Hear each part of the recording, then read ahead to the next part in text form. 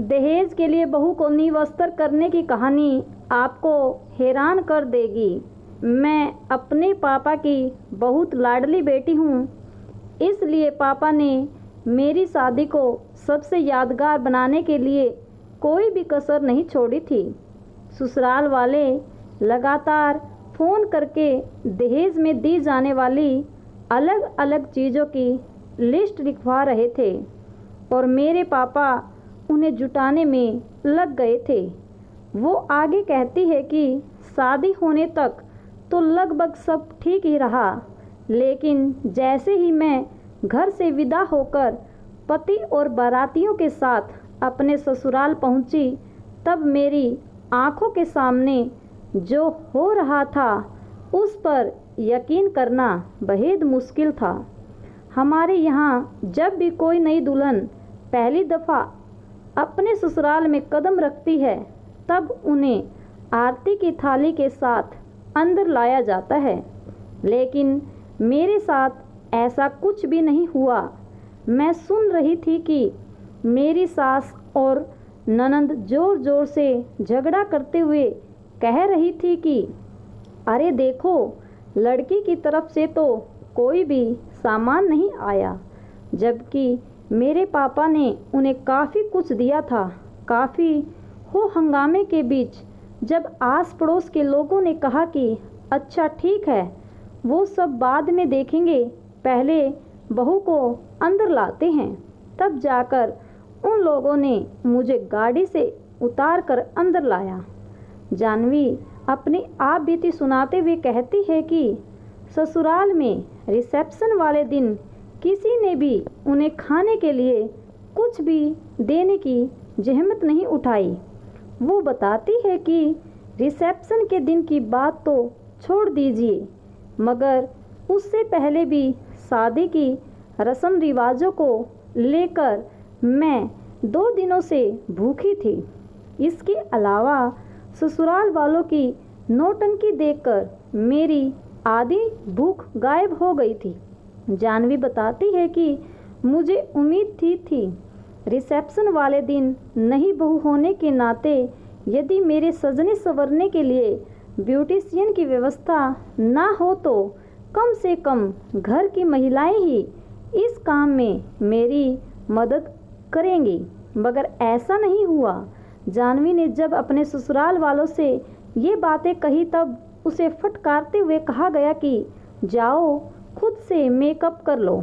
यहाँ तक कि रिसेप्शन में जानवी को सारे मेहमान के सामने एक चौकी पर लाकर बैठा दिया गया। हंगामे के बीच अब जानवी के पिता दहेज में छूटी हुई चीज़ों को लेकर अपनी बिटिया रानी के ससुराल पहुँचते हैं। जानवी के पिता, उनकी माँ और देवघर जिले से उनके कुछ करीबी भी रिसेप्शन पार्टी में शिरकत करने आए थे। उनके आने भर की देरी थी कि उन्हें जानवी के ससुराल वालों ने जमकर लताड़ लगा दी। इसी आक्रोश में जानवी के मायके वालों से ना तो खाने के लिए पूछा गया और ना ही रात की ठंड में सोने के लिए कोई जगह दी गई। रिसेप्शन की अगली सुबह मेरे पापा, मम्मी और करीबी रिश्तेदार वापस घर लौट गए और फिर इन लोगों ने अगले 8 दिनों तक मेरी लाइफ को जहन्नुम में बदल दिया। मैं एक बिहारी फैमिली से हूँ और मेरी शादी बंगाली कल्चर में हुई। मेरी सास और ननंद बंगाली भाषा में मुझे और मेरी फैमिली वालों को खूब गालियाँ देती थी। उन्हें लगता था कि मैं नहीं समझती हूँ, लेकिन मैं बीएससी पास हूँ। उनके एक्सप्रेशन पता लगता है कि वे क्या बातें कर रही हैं। रिसेप्शन पार्टी की अगली रात जानवी को घर के सबसे कोने वाला कमरा दिया गया। उससे लगा कि शायद पीरियड्स चलने की वजह से ये लोग मेरा केयर कर रहे थे, लेकिन मामला तो कुछ और ही था। मुझे बाद में खबर मिली कि मेरी सास ने अपने बेटे को सिका कर रखा था। कि इस लड़के के साथ हर हाल में शारीरिक संबंध नहीं बनाना है, क्योंकि बाद में जब दहेज का सारा सामान ले लेंगे तब इसे घर से निकाल देना है। यदि इस हाल में हमारे वंश की संतान इसकी कोख में पलने लगेगा तब ये लड़की कानूनी लड़ाई जीत जाएगी। मुझे ससुराल वालों ने घर के कोने में एक अलग सा कमरा दिया था, जहाँ से मैं अपनी सास की सारी बातें सुन पा रही थी कि वो किस तरह से मेरे पापा को लगभग 2.5 लाख रुपए के सामानों की लिस्ट दे रही थी। उस लिस्ट में सबसे पहले बड़े कांसे के बर्तन की मांग की गई, जिसकी अब भी कीमत 50,000 रुपये के करीब है। वे उनकी डिमांड यही आकर नहीं थमती। मेरे घर से मेरे लिए गहने के तमाम सेट्स दिए जाने के बावजूद भी 1.5 लाख रुपए का नेकलेस मांगा गया।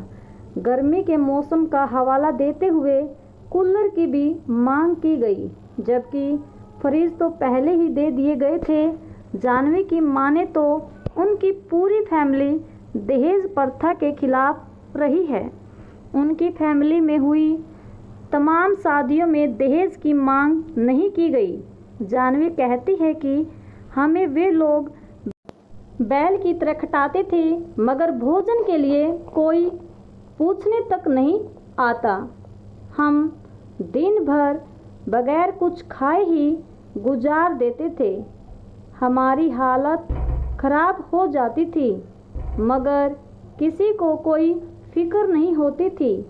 जानवी आगे बताती है कि तपन के बड़े भैया की शादी के 15 रोज गुजर जाने के बाद वे लोग मुझ पर दबाव बनाने लगे कि तुम अपने मायके चली जाओ। मेरा भाई आकर मुझे देवघर अपने मायके ले गया। देखते देखते दिन बीतते गए, मगर तपन नहीं आया। दुर्गा पूजा, दीपावली और छठ तक मैं मायके में रही और तब जाकर तपन छठ पर्व के बाद आता है। अब तक मेरे खर्च के लिए पैसे भी वहाँ से नहीं भेजे गए। जब तपन छठ के बाद मेरे घर पर आता है तब मैं उससे कहती हूँ कि अब तो हमें ले चलो अपने घर। इस बात पर फिर से चीज़ों की एक लिस्ट थमाते हुए तपन कहता है कि अभी रहो ना यार, काहे टेंशन लेती हो। पापा से बोलो एक ब्लैंकेट देंगे, ठंड आ गई है, मैं ओढ़ूंगा क्या। तपन की बातें सुनकर मैंने पापा से बोलकर फ़ौरन एक ब्लैंकेट अपने ससुराल भिजवा दिया, लेकिन फिर भी वे मुझे मायके से अपने घर लेकर नहीं गए। जानवी की परीक्षाएं चल ही रही थी और इस बीच खबर आती है कि स्वयं सेवक के पद पर उसकी नियुक्ति हो चुकी है। यह खबर सुनकर जानवी के घर वाले बहुत खुश होते हैं। उन्हें लगता है कि अब जब कुछ ठीक हो जाएगा। एक रात जानवी ने फ़ोन कर अपने पति को कहा कि मुझे काफ़ी दिक्कतें हो रही हैं। आपके रहते हुए मेरे पापा मुझे अपने काम छोड़कर एग्ज़ाम दिलाने ले जा रहे हैं। ये बात कहने भर की देरी की तपन ने जानवी और उसके परिवार वालों के लिए गालियों की बरसात कर दी। एक भी वो मेरे घर रुका। उसने मेरी बहन की सिम कार्ड और मेमोरी कार्ड कमरे में पड़ी चीज़ों के बीच से तलाश कर अपने पास रख ली। रात जब मैं सो गई तब वो किसी फ़ोन में मेरी बहन की सिम और मेमोरी कार्ड लगाकर कुछ कर रहा था। जब मैंने उससे पूछा कि उसने इन चीज़ों को उठाकर क्यों अपने पास रखी हैं, तब उसने मुझे बद्दी बद्दी गालियां देते हुए मार पीट कर नीचे गिरा दिया और फिर थक हार कर मैं सो गई। अब तक उसने मेरी बहन की कुछ तस्वीरें वायरल कर दी। अब जानवी अपने पति के साथ ससुराल चली आई थी, क्योंकि ब्लॉक से खबर किया गया था कि जानवी को स्वयं सेवक के काम अब करने होंगे।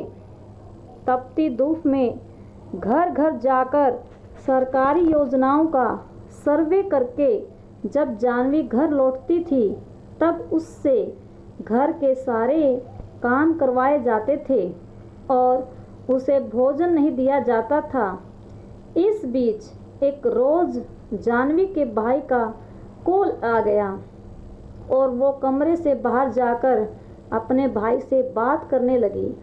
तपन ने अपने फ़ोन में ऑटो रिकॉर्डिंग ऑन करके रखा था, ताकि जब भी जानवी कहीं बात करे तो उस पर पैनी नज़र रखी जाए।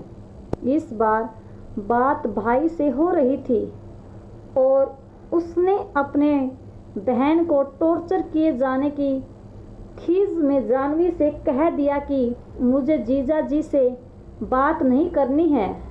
अब जानवी को डर सताने लगा कि यदि पति ने रिकॉर्डिंग सुन ली तो फिर मार पड़ेगी। उसने डर के मारे रिकॉर्डिंग को डिलीट कर दिया। पति की जब नींद खुलती है तब वह जानवी से पूछता है कि रिकॉर्डिंग कहाँ है। जानवी कहती है कि गलती से डिलीट हो गई। ये सुनते ही तपन बुरी तरह से जानवी की पिटाई कर देता है। जानवी आगे कहती है कि मारने का सिलसिला यहीं ख़त्म नहीं हुआ। तपन ने गाल पर थप्पड़ मारने के बाद घर के आंगन पर रखी फूल झाड़ू उठाई और मेरे शरीर पर मारना शुरू कर दिया।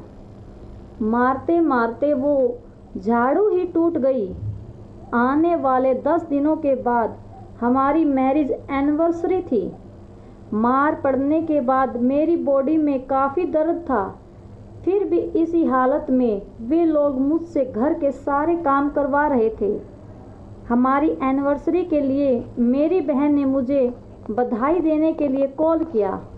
इस दौरान जब मैं अपनी माँ से बात कर रही थी, तब मैंने अपनी माँ को सारी बात बता दी कि किस तरह से यहाँ पर तपन मुझे मारता है और गंदे गंदे गालियाँ देता है। उधर कमरे के बाहर खड़े होकर तपन दांत पीसते हुए मुझे धमकाने लगा कि तू आ, तुझे दिखाता हूँ। अब मैं काफ़ी डर चुकी थी।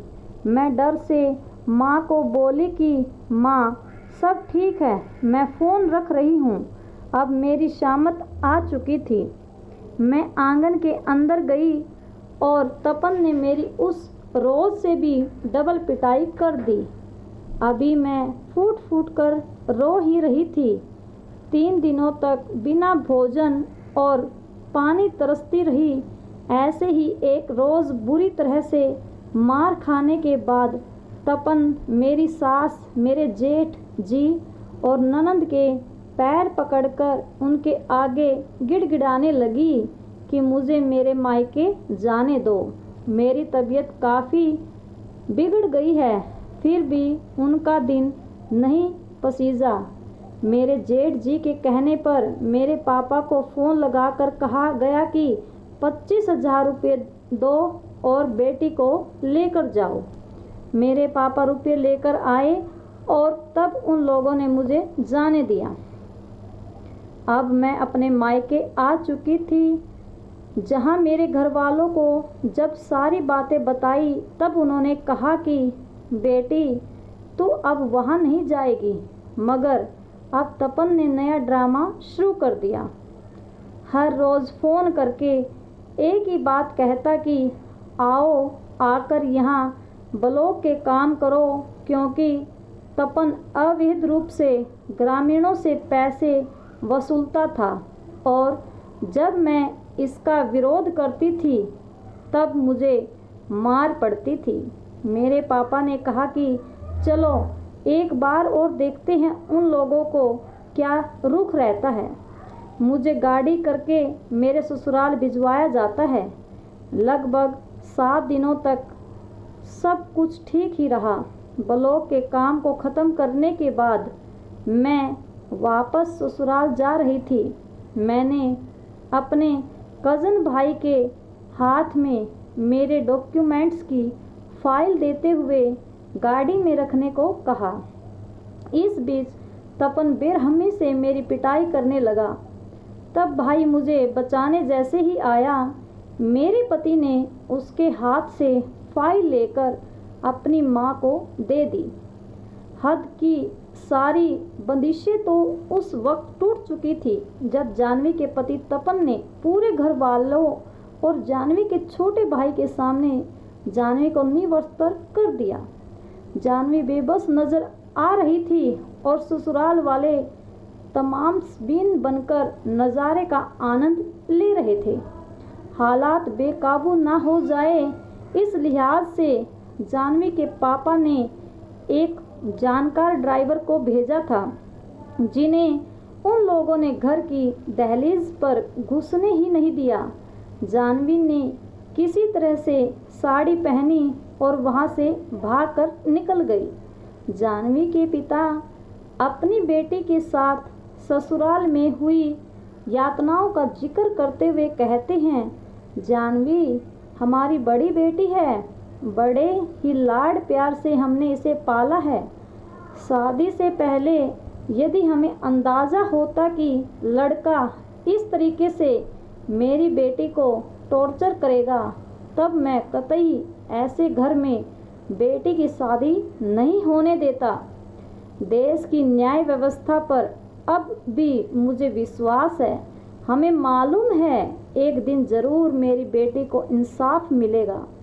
जानवी के पिता ने तपन और उसके परिवार वालों के खिलाफ कोर्ट में मुकदमा दर्ज कराया है, जहां जानवी के ससुराल वाले लगातार केस वापस लेने की मांग कर रहे हैं। अपने पति के खिलाफ मारने, पीटने, दहेज और अत्याचार मामले में लिखित शिकायत दर्ज कराई है। इसके अलावा जानवी ने पति तपन के द्वारा ग्रामीणों से अवैध रूप से पैसों की वसूली करने के खिलाफ भी शिकायत की है। दोस्तों, अगर वीडियो अच्छी लगी हो तो वीडियो को लाइक और चैनल को सब्सक्राइब ज़रूर करें। थैंक्स।